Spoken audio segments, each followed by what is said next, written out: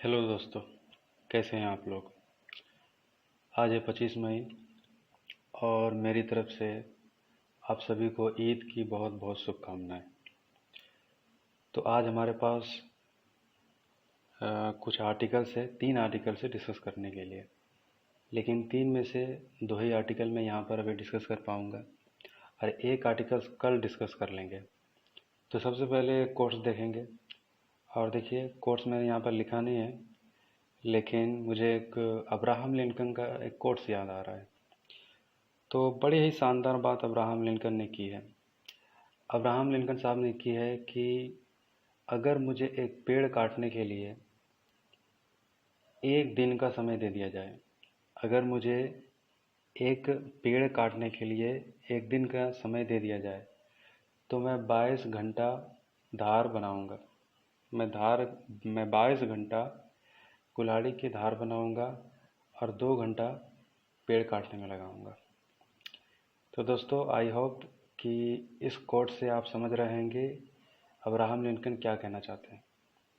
Abraham Lincoln का message क्या है कि जिस मकसद के लिए आप लगे हुए हैं, जो आपका गोल है, उस गोल के लिए खुद को इतना तैयार कर लो, इतना हार्ड वर्किंग करो, इतना मेहनत करो कि वो गोल खुद ब खुद वो आपके कदमों के नीचे आ जाए, वो आपके अनुरूप ढल जाए, वो वैसा हो जाए जैसा आप चाहते हैं।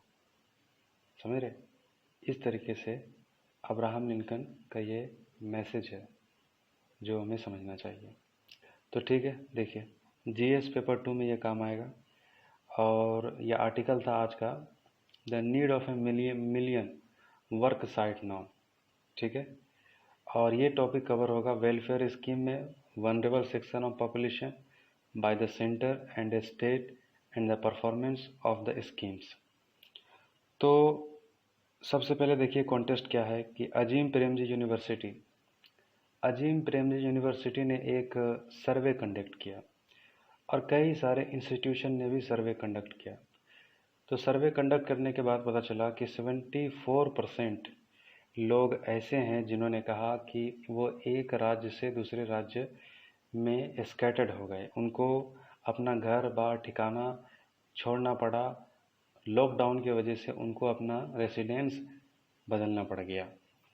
और दूसरा, उन लोगों ने कहा कि लॉकडाउन से पहले जो हमारी स्थिति थी, जिस तरीके से हमारा खाना पीना और फैमिली मेंटेनेंस चलता था, लॉकडाउन के बाद ये मेंटेनेंस हमारा पूरी तरीके से कंजप्शन, विशेष तौर से भोजन को लेकर जो पहले न्यूट्रिएंट्स डाइट्स लिया करते थे, वो न्यूट्रिएंट्स डाइट लॉकडाउन के बाद फिर नहीं मिल पा रहा है। ये 74% लोगों का ये रिस्पॉन्ड था।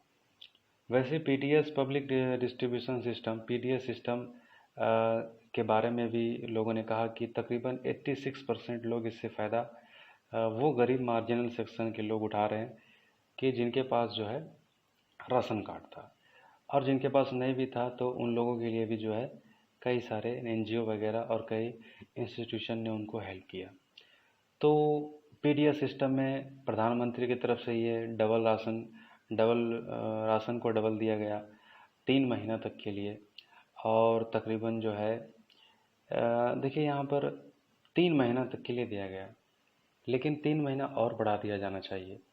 क्योंकि देखिए, पहली बात, पीडीएस जो है कि सारे लोगों को कवर नहीं करता। कई सारे ऐसे लोग हैं, तकरीबन हमारे देश की आबादी बहुत बड़ी है, 500 मिलियन लोग ऐसे भी हैं जो पीडीएस पब्लिक डिस्ट्रीब्यूशन सिस्टम से बाहर है, यानी कि वो पीडीएस शॉप से अनाज नहीं खरीद सकते, 500 मिलियन से ज़्यादा लोग। तो ये कंसर्न है कि इतनी बड़ी तादाद में पीडीएस में डिस्ट्रीब्यूशन के बावजूद भी 500 मिलियन लोग हमारे देश में इसमें कवर नहीं है। तो ये कंसर्न है। और दूसरा कि 3 महीना तक के लिए जो पीडीएस जो दिया गया है, तो 3 महीना में देखिए हालात 3 महीने का कि ख़राबी वाला हालात नहीं दिख रहा है कि आगे भी स्थिति बहुत ही बुरी रहने वाली है। तो 3 महीना और बढ़ा दिया जाना चाहिए डबल राशन पैकेज के लिए पीडीएस सिस्टम में। तो देखिए, सबसे पहली बात है कि हाउस होल्ड जितने भी देखिए पीडीएस, अगर अनाज राशन डबल मिल रहा है, लोगों को ज़रूरतें हो रही है खाने पीने की, बहुत लिमिटेड है। मतलब पीडीएस सिस्टम में जो भी जो प्रोक्योरमेंट जो भी वहाँ से जो दिया जा रहा है, तो सिर्फ चावल और रोटी के ऊपर तो इंसान ज़िंदा नहीं रह सकता ना। इंसान की कई सारी ज़रूरत है, इंसान को कई सारी ज़रूरत है, और उसके लिए अर्जेंट उसको पैसा चाहिए। तो इसके लिए क्या है, उनको काम मिले तब वो पैसा उनके पास आएगा। तो इसके लिए देखिए, सबसे पहले देखिए कि जो बार बार जो ये बात कहा जाता है कि सरकार पैकेज भी अनाउंस करिए, 20 लाख करोड़ का पैकेज अनाउंस करिए, लेकिन सरकार का जितना भी पैकेज का तकरीबन जो भी जो सेक्शन में जो बांटा गया है कि किस किस सेक्शन में कितना अलॉट किया गया है, तो इसमें देखा जाए तो तकरीबन 1.5 लाख करोड़ भी सरकार का बजट जो है डायरेक्ट गरीब लोगों को बेनिफिट नहीं कर पा रहा है। यानी कि जिस तरीके से लोगों के डायरेक्ट बेनिफिट जिस तरीके से होना चाहिए। तो सबसे बड़ी चुनौती ये है कि जो लोग के पास पैसा नहीं है और वो लोग काम भी नहीं कर सकते लॉकडाउन की वजह से, तो उन लोगों के लिए डायरेक्ट बेनिफिट ट्रांसफ़र होना चाहिए था। यानी कि सीधा उनके खाते में इतना अमाउंट 5,000, 7,000, 10,000 उनको दिया जाना चाहिए था, ताकि वो ज़्यादा से ज़्यादा इस लॉकडाउन में एक्टिविटी को जारी रख पाते, अपना कुछ सुधार कर पाते। तो ये बहुत बड़ा, मतलब शुरू से ये कहा जा रहा है कि सरकार ने इनिशिएटिव लिया, लेकिन वो ऐसे लोगों के लिए जो डायरेक्ट बेनिफिट ट्रांसफ़र उनको होना चाहिए था, ये ये ना देखने को मिला। ठीक है। तो कैश ट्रांसफ़र बहुत ज़रूरी था, और इसके लिए देखिए यूबीआई, जैसे कि यूबीआई होना चाहिए था, यूनिवर्सल बेसिक इनकम, कि सारे लोगों को उतना, जैसे कि पहले सरकार ऐसे लोगों को पहचान लेती कि कितने परसेंट ऐसे लोग हैं जो मार्जिनल सेक्शन में है, जो बहुत ही पुअरिटी के बिलो पॉवर्टी लाइन है या फिर ऊपर से ऊपर है। तो ऐसे लोगों को पहचान करके उनको एक benefit, direct benefit transfer scheme के तहत सबको जो है अकाउंट में ये कुछ पैसा उनको डायरेक्ट तौर पर पहुंचना चाहिए था। तो ये सिस्टम में कुछ उन लोगों के लिए सुधार होता। ठीक है, ये कहा जा रहा है। और देखिए कि अभी क्या कर सकते हैं कि हालात तो अभी जो है आपके कंट्रोल से, अर्थव्यवस्था जो है हमारे कंट्रोल से बाहर है। तो अब जो रूरल इकोनॉमी है, जो भारत के जो ग्रामीण इलाका है, अब नरेगा जैसे जो स्कीम है, national rural employment guarantee act, तो इस स्कीम को जो है, इससे हम रूरल इकोनॉमी को फ़ायदा पहुंचाने के लिए कुछ कारगर कदम उठा सकते हैं। सबसे पहली बात यह है कि नरेगा के इम्प्लीमेंटेशन में जो है सुधार किया जाए। और सबसे पहली बात, सुधार करने के बाद जो है इसमें जो वर्क की जो क्राइटेरिया है, वर्क की जो क्राइटेरिया और इसमें जो हर्डल्स है स्कीम के अंदर जो इम्प्लीमेंटेशन में, उसको दूर कर लिया जाए। क्योंकि लोगों के पास पैसा नहीं है, अगर नरेगा के तहत उसको काम अगर मिल जाए तो लोगों के पास बैठे रहने से बेहतर होगा उसके हाथ में कुछ पैसा आएगा। ठीक है। और देखिए, अगर इम्प्लीमेंटेशन की बात मैं कर रहा हूँ कि स्कीम तो अच्छा है, लेकिन इम्प्लीमेंटेशन क्या खराबी है कि लॉ जो है रेजिलियंस है थोड़ा सा, इसमें थोड़ा सा जो बिचौलिया और कुछ जो लोग बीच में आ जाते हैं, वो लोग जो है गरीबों का हक मार जाते हैं। लो वेजेस होता है ज़्यादा, जो वेजेस जो होता है इतना कम होता है कि वो बिल्कुल सर्वाइवेबल होता है। वेजेस थोड़ा ज़्यादा होना चाहिए, और पेमेंट बहुत लेट से होता है। पेमेंट में देरी, एक तो वेजेस कम, ऊपर से पेमेंट इतना देर से, तो ये जो है वर्कर को, पहली बात देखिए सबसे बड़ा हार्डल सो प्रो वर्क का है। आप 100 दिन की वर्क गारंटी देते हैं कि 100 दिन की गारंटी है, आपको काम दिया जाएगा। 100 दिन की गारंटी, वर्क गारंटी देने के बाद अब देखिए पेंडेमिक जैसे सिचुएशन में आपको 100 दिन से बढ़ा करके आपको बढ़ा देना चाहिए। आप इसका दायरा बढ़ा दीजिए, वर्क का दायरा बढ़ा दीजिए, कैपेसिटी बढ़ा दीजिए, लो वेजेज है इसको बढ़ा दीजिए, थोड़ा सा वेजेस ठीक कर लीजिए, और पेमेंट टाइम पर दीजिए, ताकि लोगों के पास पैसा रहे, ताकि वो मार्केट में जा कर के कुछ अपना ज़रूरत को एक्टिविटी करते रहे, अर्थव्यवस्था आगे बढ़े। तो नरेगा जैसे स्कीम को बढ़िया से इम्प्लीमेंट किया जाए। 4 बात इसमें आपको याद रखना है। पहली बात है, ये याद रखिए कि इसके एब्रोड वर्क, जो 100 दिन की वर्क गारंटी, इसको बढ़ा दिया जाए, इसको कोई लिमिट नहीं रखा जाए, और वर्क की जो कंडीशन है वो बिल्कुल आसानी से दिया जाए। जो पंचायत लेवल पर, पटवारी, तालुका लेवल, जो भी डिविजनल, जो भी म्यूनसिपलिटी के सब डिपार्टमेंट में जो भी हर्डल्स है उनको दूर कर दिया जाए, उनको पेमेंट जो है टाइम पर मिल जाए और उनका वेज जो है बढ़ा दिया जाए। तो ये कुछ इकोनॉमिक एक्टिविटी, रूरल इकोनॉमी में कुछ सुधार जो है देखने को मिल सकता है। तो देखिए, पहली बात तो कि बजट जो है, बजट बढ़ाने की ज़रूरत है। इसके लिए इम्पोर्टेंट है बजट। अगर 1 लाख करोड़ रुपये अगर इनका बजट बढ़ा दिया जाए, नरेगा का बजट 1 लाख करोड़ की हो जानी चाहिए। 2020-2021 में सरकार का कंसर्न है 21 तक के लिए, तो ये हो ही जाना चाहिए और जितना जल्दी हो सके। और इसमें फ़ंड में कभी भी जो है ड्राइव नहीं होनी चाहिए।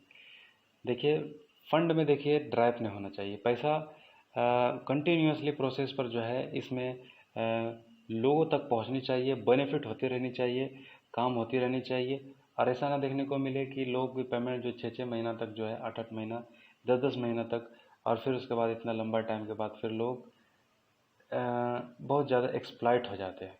ठीक है, तो ये इम्पोर्टेंट है। तो ये पूरा टॉपिक हो गया। और दूसरा हमारा टॉपिक है जीएस पेपर 3 में, यह काम आएगा और ये रिलेटेड है फॉर फार्म्स एंड फार्मर। ये टॉपिक है आज का, रिलेटेड है, इशू रिलेटेड टू एग्रीकल्चर। तो एग्रीकल्चर से रिलेटेड ये टॉपिक है। तो सबसे पहली बात यह है कि अर्थव्यवस्था, एग्रीकल्चर अर्थव्यवस्था, हमारा कृषि अर्थव्यवस्था पहले से हम सब के लिए एक बहुत ज़्यादा जो है खुशी की बात नहीं है कि हमारी कृषि अर्थव्यवस्था ज़्यादा जो है हमारी जीडीपी में कंट्रीब्यूट नहीं करती है। तकरीबन 17-20% से भी कम हमारे जीडीपी में कृषि अर्थव्यवस्था कंट्रीब्यूट करती है। और कितने लोग लगे हुए हैं कृषि अर्थव्यवस्था में, कितने लोग लगे हुए हैं, परसेंटेज कितना है? तकरीबन 50% से ज़्यादा लोग जो है कृषि अर्थव्यवस्था में लगे हुए हैं। और इसकी जीडीपी में पार्टिसिपेशन कितना है? 20% से भी कम है। मतलब समझ रहे आप? यानी कि अर्थव्यवस्था में हमारी आबादी का 50% से ज़्यादा लोग कृषि अर्थव्यवस्था में है, लेकिन जीडीपी यानी कि ये इतना कंट्रीब्यूशन कम करते हैं कि 20% से भी जो है जीडीपी में कम पार्टिसिपेशन होता है फार्मर का, यानी कि आधी से ज़्यादा आबादी का हमारा 20% से भी कम होता है। इसका वजह क्या है? यानी कि जो पैसा है ये क्या होता है, इसकी सेंट्रलाइज होता चला जा रहा है। एक बंदे के पास जो है करोड़ों अरबों है, और एक बंदे के पास जो है खाने के लाले पड़े हुए हैं। तो ये हमारा हमारा जो है भारत का अर्थव्यवस्था इस तरीके से होया जा रहा है। और पीछे की अगर रिपोर्ट की अगर बात बताएं तो देखिए, हमारे कहा जा रहा है कि हमारे देश का तकरीबन 60% ऑफ जीडीपी हमारे देश के 10% लोग जो है हैंडल करते हैं। यानी कि हमारे देश के 10% से भी कम लोगों के पास जो है 60% एवब जो है उनके पास जो है माल है। सोचिए, तो इस वजह से जो है एक बहुत बड़ी आबादी जो एग्रीकल्चर में जो कंट्रीब्यूट करता है उनका जो है पार्टिसिपेशन बहुत कम है। तो एग्रीकल्चर इकोनॉमी में देखिए क्वेश्चनेबल क्या है, पेंडेमिक में और तो स्थिति और ख़राब हो गई। एग्रीकल्चर हम देख रहे हैं किस तरीके से फल पक के तैयार है, सब्जियां तैयार है, फसल तैयार है, लेकिन कोई मज़दूर काटने के लिए और वगैरह ये सब चीज़ें जो है, इंफ्रास्ट्रक्चर बिल्कुल जो है चरमराया हुआ है। सब्जियों को जो है जानवरों के आगे डाल दिया जा रहा है, सड़ रहा है, रोड पर लोग फेंक दे रहे हैं। तो लोगों के पास जो है ये पहुंच नहीं पा रहा, फूड चेन सप्लाई एकदम टूट गया, आवागमन टूट गया। और ये सब फल और ये सब सब्जियां जो किसान जो एग्रीकल्चर सेक्टर वाले जितने भी, इनको बहुत ज़्यादा क्राइसिस में जो है पेंडेमिक की वजह से, ये जो है महामारी की वजह से नुकसान में है। तो मैनेजमेंट क्या कर सकते हैं? देखिए, सबसे पहली बात, एग्रीकल्चर डिपार्टमेंट के हमारे मिनिस्ट्री, एग्रीकल्चर मिनिस्ट्री का सबसे बड़ा कर्तव्य अभी ये हमारी होनी चाहिए, इनका मैनेजमेंट सही किया जाए। एग्रीकल्चर मैनेजमेंट में जो हर्डल्स है, इस हर्डल्स को दूर किया जाए और इसको क्या किया जाए, और इसमें जो कदम उठाने की ज़रूरत है, जो स्टेप है वो स्टेप लिया जाए। ठीक है, फ्रेश लर्निंग, पेंडेमिक से उभरने के लिए, एग्रीकल्चर को ठीक करने के लिए क्या नया तजुर्बा सीख सकते हैं, नया क्या स्टेप ले सकते हैं, इसके बारे में खोज होनी चाहिए, इसके बारे में जो है ये सर्च होनी चाहिए। और जो वल्नरेबिलिटी बनी हुई है, दयनीयता जो स्थिति जो बनी हुई है, इससे उभरने के लिए इस पर काम किया जाए। सप्लाई चेन को कैसे मजबूत किया जाए, किसानों का जो तैयार फल है, जो सब्जियां हैं, कैसे आम लोग तक, मार्केट तक, मंडी तक उचित दाम पर पहुंचा दिया जाए। एग्रीकल्चर मिनिस्ट्री को इस पर पूरा फोकस करनी चाहिए। फूड सिक्योरिटी सुनिश्चित होनी चाहिए। अगर टाइम पर ये चीज़ अगर हो पाया तो लोगों को, किसानों को उसके फसल का मेहनत का जो है, उसकी फसल की कीमत भी उसको मिल जाएगी। और जो लोग के मुस्तहिक जो फूड है उनके तक भी वो पहुंच पाएगा सही दाम पर। तो ये फूड एग्रीकल्चर मिनिस्ट्री के जो है डिपार्टमेंट को पूरी तरीके से इसके बारे में फ्रेश लर्निंग करना चाहिए, वनरेबिलिटी चेक करनी चाहिए, सप्लाई चेन ठीक करने की चाहिए और फूड सिक्योरिटी सुनिश्चित करनी चाहिए जो टूटा हुआ है। तो देखिए अब इसमें हर्डल्स क्या है एग्रीकल्चर डिपार्टमेंट में। देखिए सबसे बड़ी हर्डल ये है कि लैंड रिकॉर्ड सही नहीं है। लोग, एक व्यक्ति के पास, एक किसान के पास लैंड बहुत ज़्यादा है, एक किसान के पास लैंड बहुत कम है। एक किसान जब उसकी मृत्यु होने वाली होती है, वो अपने वृषा जब उसके वारिसों में बंटता है तो फिर वो कई सारे टुकड़ों में बढ़ जाता है। फिर उसके बाद फिर उसके बाद फिर उसके बाद इस तरीके से जिस किसान के पास ज़मीन पहले से कम है, धीरे धीरे उसके पास लैंड स्लोली स्लोली बहुत कम होता चला जा रहा है। और इसके वजह से जो है उनकी जो उत्पादन क्षमता जो कैपेसिटी है वो भी हरासमेंट हो रही है और प्लस उनका कृषि से लगाव कम होता चला जा रहा है। तो ये जो है ये हर्डल्स है बहुत बड़ा कि लैंड रिकॉर्ड जो है ये बिल्कुल जो है लैंड का जो मामला हमारे पास जो ज़मीन भू अधिकरण जो है सुधार जब किया गया था तो सबसे बड़ा ये था कि जो जमींदार टाइप के जो लोग थे उन लोगों ने अपने ताकत के बल पर ज़्यादा से ज़्यादा अपनी धाक जमा करके ज़मीन को ज़्यादा से ज़्यादा अपने कैप्चर में रख पाए और जो टीनेज जो गरीब मजदूर और जो प्रवासी और जो माइग्रेंट करके पाकिस्तान से या फिर जो जिनकी स्थिति दयनीय बनी हुई थी उनकी स्थिति दयनीय बनी रही बाद में भी। और ज़मीन का बड़ा दिक्कत हो गया। विनोबा भावे साहब जैसे आदमी जिन्होंने जो है भूदान जैसे इनिशिएटिव उठाया और लोगों से अपील की कि आप भूदान करें लोगों के पास जिसके पास ज़मीन नहीं है। तो फिर बहुत सारे अच्छे लोग भी हैं निकल कर के आए और कई सारा भूदान भी किया और आगे चल कर के कुछ अच्छा जो है एक स्टेप देखने को मिला, अच्छा इन्वायरमेंट देखने को मिला। और देखिए विनोबा भावे के ऊपर जो है ना यूपीएससी क्वेश्चन भी पूछा है, आप चेक कीजिएगा, ठीक है। तो ये चीज़ है। तो सवाल है कि इसको ठीक करने की ज़रूरत है, लैंड रिकॉर्ड ठीक करने की ज़रूरत है। ये अनसाइंटिफिक हमारा जो एग्रीकल्चर डिपार्टमेंट है बड़ा अनसाइंटिफिक, इनके पास नॉलेज बहुत कम होता है। कृषि डिपार्टमेंट के जो हमारे जो किसान भाई इनके पास नॉलेज की कमी है, बहुत कम पढ़े लिखे लोग होते हैं। तो इनका साइंटिफिक टेम्पर बढ़ाने की ज़रूरत है। अनसस्टेनेबल है, मतलब देख लीजिए कृषि खेती करते हैं लेकिन कितनी दिक्कत होती है। जो व्यक्ति जो किसान जो सारे जो पूरे भारत को जो है उसके लिए जो है अनाज पैदा करता है, सब्जियां फलें पैदा करता है, लेकिन आपको बड़ा ताज्जुब की बात है कि देखिए बड़ा मायूसी की बात है ये कि वही किसान के घर में कभी कई बार ऐसा होता है कि चूल्हा नहीं जलता है, वही किसान के बच्चे से भूखे सोते हैं, वही किसान कर्ज लेता है, वही किसान जो है आत्महत्या करता है।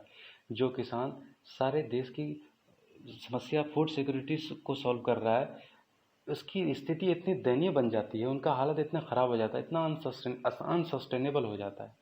तो ये जो है बात है, इसको ठीक करने की जरूरत। क्रॉप पैटर्न सही नहीं होता है, कब किस वक्त में किस तरीके से जो है क्रॉप का पैटर्न बनानी चाहिए और उसमें सुधार, उसमें देखिए साइंटिफिक टेम्परामेंट बढ़ाने की ज़रूरत है। साइंटिफिक टेम्परामेंट बढ़ेगा तो फिर इसमें सुधार आएगा। मार्केट लिंकेज सही नहीं है, जब किसान उसका फल भी तैयार हो गया, फसल तैयार है, लेकिन सही मार्केट लिंकेज ना होने की वजह से सही दाम भी उनको नहीं मिल पाता। बीच में बिचौलिया आकर के उनका जो है सस्ते में सारा सामान उठा करके लेके चले जाते हैं और फिर वो अपने तरीके से जो है भंडार करके उसको आराम से उसको मार्केट में बेचते हैं मनमानी दाम में और फिर उनका फ़ायदा होता है।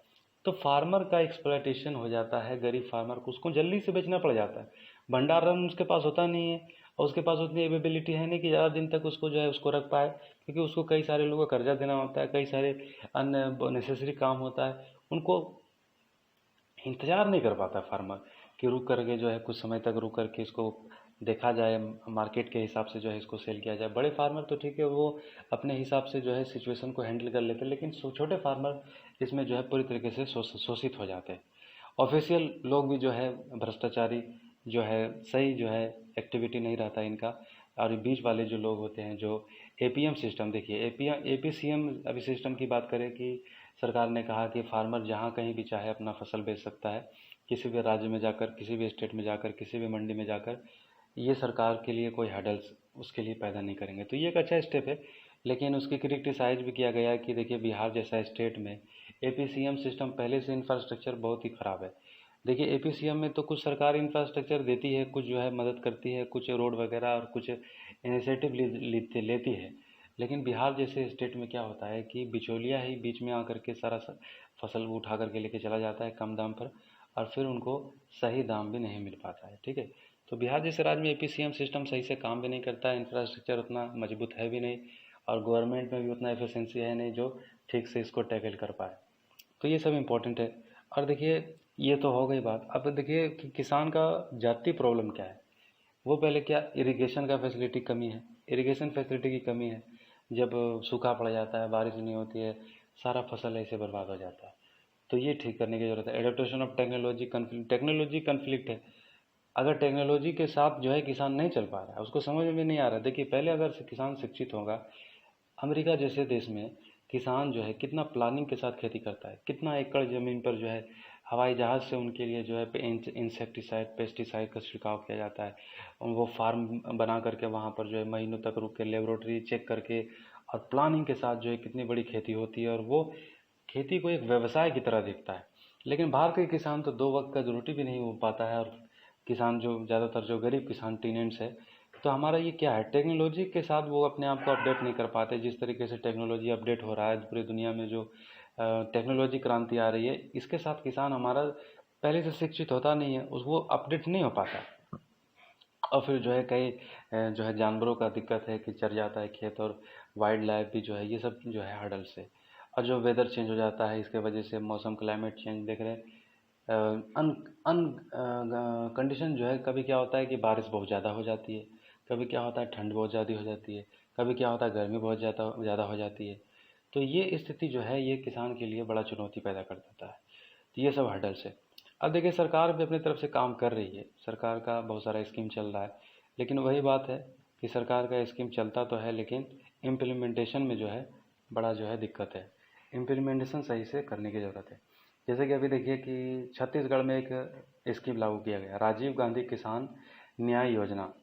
राजीव गांधी किसान न्याय योजना, तो ये लॉन्च किया गया कुछ सप्ताह पहले। इसमें क्या है कि 10,000 से लेकर के 13,000 पर एकड़ ज़मीन के ऊपर जिसकी खेती है, डायरेक्ट कैश ट्रांसफ़र दिया जाएगा 10,000 से लेकर के 13,000। ये छत्तीसगढ़ का राजीव गांधी किसान न्याय योजना लॉन्च किया गया कुछ सप्ताह पहले। अब देखिए, इसी तरीके से सेंट्रल गवर्नमेंट का स्कीम है किसानों के लिए, पीएम किसान सम्मान निधि स्कीम।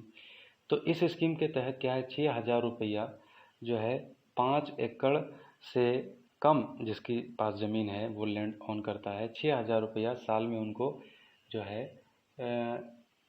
हर 3 महीना के बाद जो है उनको 2,000 रुपया उसके अकाउंट में डायरेक्ट बेनिफिट ट्रांसफ़र की तरह दिया जाएगा। तो 6,000 रुपया है, ठीक है। तो ये स्कीम्स है, लेकिन ये स्कीम्स ज़्यादा इम्प्लीमेंटेशन को लेकर वही सवाल है। तेलंगाना का भी स्कीम है, उड़ीसा का भी स्कीम है, आंध्र प्रदेश का भी स्कीम है, सबका स्कीम वही है, कैश ट्रांसफ़र का स्कीम है। और फिर उसके बाद एमएसपी रेजिम है। एमएसपी समझते हैं, मिनिमम सपोर्ट प्राइस। सरकार ये भी सुनिश्चित करने की कोशिश करती है कि किसानों से उसका फसल मिनिमम सपोर्ट प्राइस जो जो दाम होना चाहिए, जो न्यूनतम जो मूल्य होना चाहिए, उसको वो मिलना चाहिए। और इससे पीडीएस सिस्टम भी जो है बढ़ता है। हमारा जो पीडीएस जो बनता है, जो अभी डिस्ट्रीब्यूशन करते हैं, वो कहाँ से, एमएसपी के जरिए वो खरीदा जाता है। तो पीडीएस पब्लिक डिस्ट्रीब्यूशन सिस्टम में जो है, ये नेटवर्क में वहाँ पर जो है ये काम करता है। तो एमएसपी भी है, लेकिन यही बात है, इम्प्लीमेंटेशन की खराबी है। तो एमएसपी तो प्रोक्योरमेंट में देखिए, एमएसपी में भी जो है 3-4 फसल को ही लिया जाता है, गेहूँ को, चावल को, और और देखा जाए तो 4-5 कई सारे फसलें हैं, लेकिन इसमें चावल और गेहूँ के अलावा कोई भी और फसल जो है इसको एमएसपी में जो है सही तरीके से प्रोक्योरमेंट नहीं होता है, ठीक है। तो ये ठीक है। और दूसरी बात देखिए कि इसका यूनिफॉर्मिटी नहीं है। कोई राज्य में एमएसपी का मूल्य कुछ और है, तो किसी राज्य में कुछ और है। पीडीएस का किसी राज्य में कुछ और, पीडीएस शॉप में किसी और रेट पर दिया जा रहा है, तो किसी और शॉप पर किसी और रेट पर दिया जा रहा है। तो ये जो है यूनिफॉर्मिटी पूरे राज्य, पूरे एक देश में जो होना चाहिए, ये यूनिफॉर्मिटी करने की ज़रूरत है। तेलंगाना के स्कीम की अगर हम बात करें, तो अभी पीछे कहें तो 4,000 रुपया से इन्होंने अपना स्कीम बढ़ा दिया 5,000 रुपया। पर एकड़ पर व्यक्ति को जो है 5,000 रुपया जो है किसान को दिया जाएगा। ये तेलंगाना का स्कीम है, रायतू बंधु। स्कीम का नाम है रायतू बंधु, लिख लीजिए। और दूसरा स्कीम है उड़ीसा का, स्कीम है कालिया।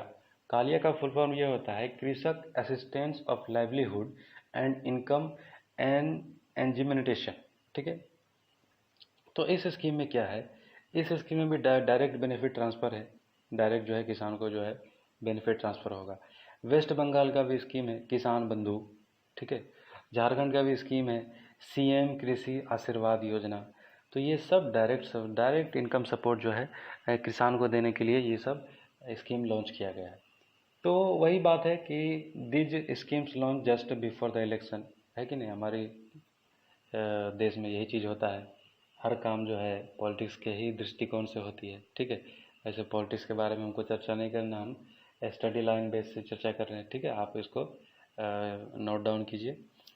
तो करंट क्या है, मतलब टीन इसके लिए करना क्या है, मतलब देखिए लॉ भी हमारा है। तो देखिए जैसे कि मजदूर जो ऑन करता है दूसरे की ज़मीन पर, जो बटाई पर जो खेती करता है, तो इसमें भी देखिए कानून जो है वो जो बना हुआ है लॉ, ये टीनर्स के ही फेवर में है। यानी कि टीलर जो बटाई पर लेकर के जो बड़े ज़मींदारों की ज़मीन पर जो खेती करते हैं, तो उनके फेवर में ज़्यादा कानून है, मतलब टीनर्स के फेवर में। तो इसमें देखिए क्या होता है, लोग बहुत चालाक होते हैं, अमीर लोग के बहुत चालाक होते हैं।